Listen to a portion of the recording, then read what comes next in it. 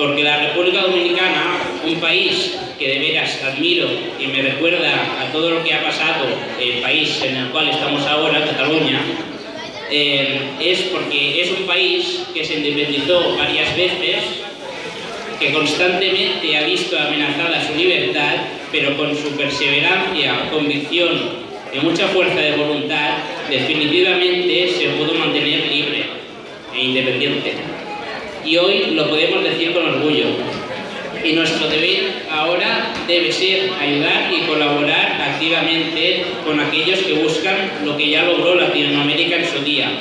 para iniciar así la construcción de un nuevo Estado, un país que también sea nuestro.